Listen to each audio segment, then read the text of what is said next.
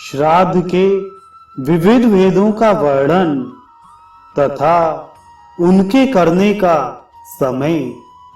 सूत जी कहते हैं, ब्राह्मणों के बैठ जाने पर श्राद्ध कर्ता ब्राह्मण के दाहिने घुटने को स्पर्श कर उससे इस प्रकार प्रार्थना करे, मैं आपको निमंत्रित कर रहा हूं।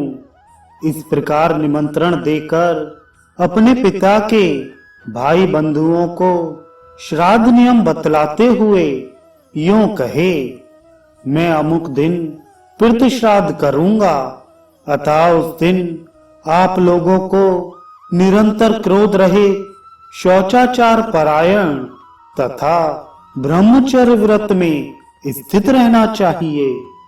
मुझ श्राद्ध कर्ता द्वारा भी इन नियमों का पालन किया जाएगा। इस प्रकार प्रतियज्ञ से निवृत्त होकर तर्पण कर्म करना चाहिए। श्राद्ध कर्ता को पिंडान वाहरक नामक श्राद्ध सदा अमावस्या तिथि में करना चाहिए।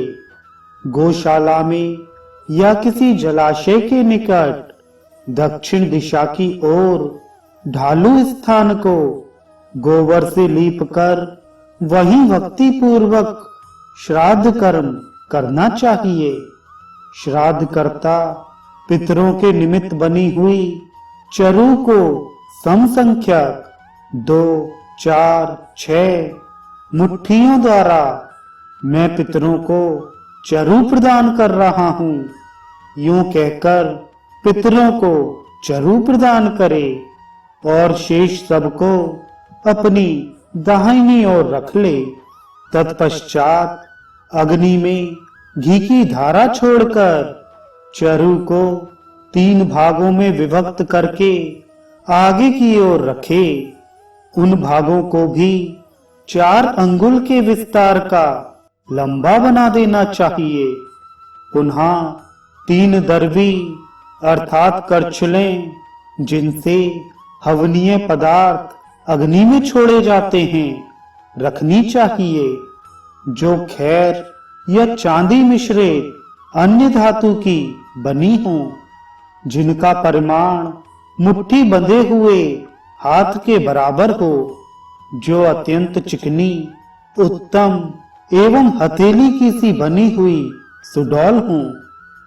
इसी प्रकार अपस्व्य होकर जनेऊ को बाएं कंधे से दाहिने कंधे पर रखकर पीतल का जलपात्र, मेक्षण, समीधा, कुश, तिल, अन्यान्य पात्र, शुद्ध नवीन वस्त्र, गंध, धूप, चंदन आदि को लाकर सबको धीरे से अपनी दाहिनी ओर रख ले। इस प्रकार सभी आवश्यक सामग्रियों को एकत्र करके घर के दरवाजे पर गोबर से लिपी हुई भूमि पर अपस्व्य होकर गोमूत्र से मंडल की रचना करे और पुष्प सहित अक्षतों द्वारा उसकी भी पूजा करे। तत्पश्चात बारंबार ब्राह्मणों का अभिनंदन करते हुए उनका पाद प्रक्षालन करे। पुनः उन ब्राह्मणों को कुश निर्मित आसनों पर बिठाकर विधि पूर्वक उन्हें आचमन या जलपान करावे। तदनंतर उनसे श्राद्ध के लिए सम्मति ले। बुद्धिमान पुरुष को देव कार्य में 2 एवं पितृ कार्य में 3 अथवा दोनों कार्यों में एक ही ब्राह्मण को भोजन कराना चाहिए। धन संपत्ति से संपन्न होने पर भी पार्वण श्राद्ध में विस्तार करना उचित नहीं है। पहले विश्व देव को अर्घ्य आदि समर्पित करके तत्पश्चात ब्राह्मणों की अर्घ्य आदि द्वारा पूजा करे। पुनः श्राद्ध कर्ता ब्राह्मण को चाहिए कि वह उन ब्राह्मणों की आज्ञा लेकर चरु को कांसे के बर्तन में रखकर अपने गृहोक्त विधानुसार विधि पूर्वक अग्नि में हवन करे। फिर बुद्धिमान पुरुष को अग्नि, सोम और यम का तर्पण करना चाहिए। इस प्रकार एक अग्नि का उपासक यज्ञोपवीतधारी श्रेष्ठ ब्राह्मण दक्षिण नामक अग्नि के प्रज्वलित हो जाने पर श्राद्ध कर्म संपन्न करे।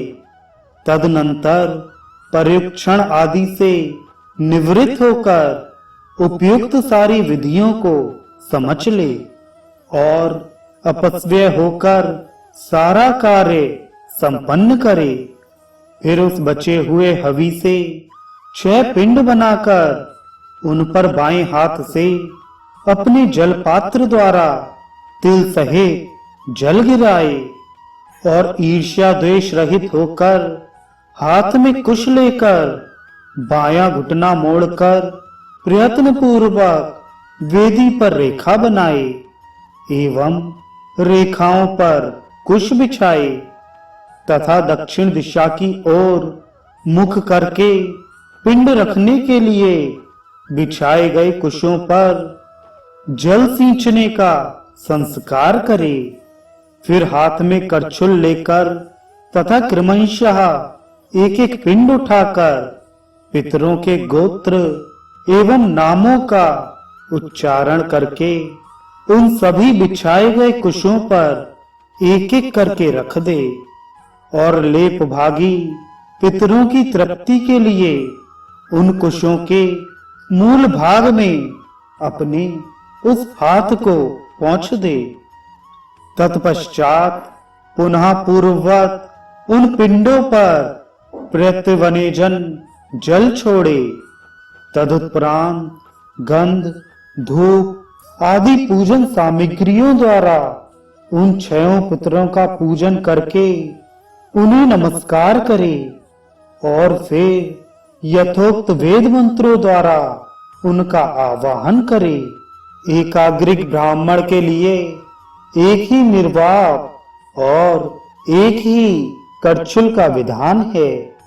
यह सब संपन्न कर लेने के पश्चात श्राद्ध कर्ता कुशों पर पितरों की पत्नियों के लिए अन्न प्रदान करे और पिंडों पर आवाहन एवं विसर्जन आदि क्रिया पूर्वक करे।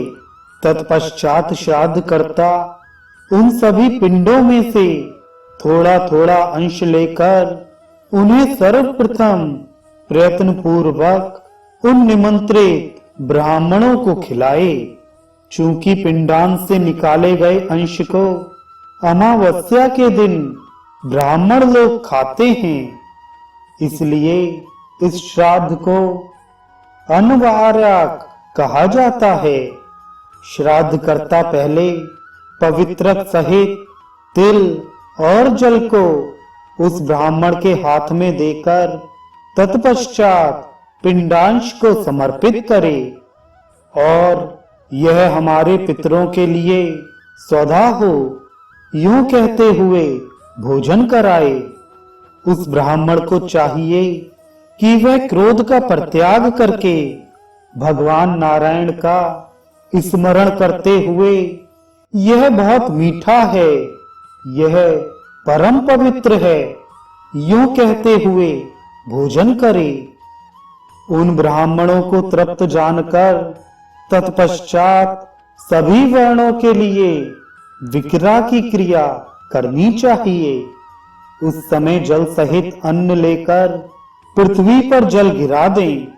पुनः उन ब्राह्मणों के आचमन कर लेने पर जल, पुष्प, अक्षत आदि सभी सामग्री स्वास्थ्य वाचन पूर्वक पिंडों के ऊपर डाल दे। फिर इस श्राद्ध फल को भगवान को अर्पित कर दे, अन्यथा श्राद्ध नष्ट हो जाता है। इसी प्रकार उन ब्राह्मणों की प्रदक्षिणा करके उन्हें विदा करे। उस समय श्राद्ध कर्ता दक्षिण दिशा की ओर मुख करके पितरों से अभिलाषा पूर्ति के निमित्त याचना करते हुए यूं कहे, पितृगण, हमारे दाताओं, वेदों और संतानों की वृद्धि हो। हमारी श्रद्धा कभी ना घटे। देने के लिए हमारे पास प्रचुर संपत्ति हो। हमारे अधिक से अधिक अन्न उत्पन्न हो। हमारे घर पर अतिथियों का जमघट लगा रहे। हमसे मांगने वाले बहुत हों, परंतु हम किसी से याचना ना करें। उस समय ब्राह्मण लोग कहें ऐसा ही हो। इस प्रकार इस पार्वण श्राद्ध पर जिस प्रकार अमावस्या तिथि को बतलाया गया है, उसी प्रकार अन्य तिथियों में भी किया जा सकता है।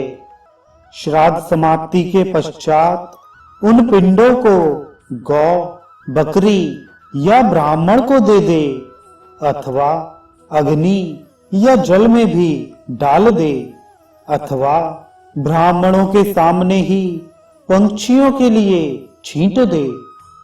उनमें मझले पिंड को श्राद्धकर्ता की पत्नी पितृगण मेरे उदर में संतान की वृद्धि करने वाले गर्भ की स्थापना कराएं, यूं याचना करती हुई विनय पूर्वक स्वयं खा जाए। यह पिंड तब तक उच्छिष्ट बना रहता है जब तक ब्राह्मण विदा नहीं कर दिए जाते। इस प्रकार पितृकर्म के समाप्त हो जाने पर वैश्य देव का पूजन करना चाहिए। तत्पश्चात अपने इष्ट मित्रों सहित शांति पूर्वक उस पितृ सेवित अन्न का स्वयं भोजन करना चाहिए। श्राद्ध कर्ता और श्राद्ध भोगता दोनों को श्राद्ध में भोजन करने के पश्चात पुनः भोजन करना, मार्ग गमन, सवारी पर चढ़ना, परिश्रम का काम करना, मैथुन, स्वाध्याय, कलह और दिन में शयन, इन सब का उस दिन परित्याग कर देना चाहिए। इस प्रकार उपयुक्त विधि से जम्हाई आदि ना लेकर श्राद्ध कर्म संपन्न करना चाहिए। सपिंडीकरण के पश्चात कन्या, कुंभ और वृष राशि पर सूर्य के स्थित रहने पर कृष्ण पक्ष में जहां जहां पिंड दान करें, वहां वहां अग्निहोत्री श्राद्धकर्ता को सदा इसी विधि से पिंड दान करना चाहिए।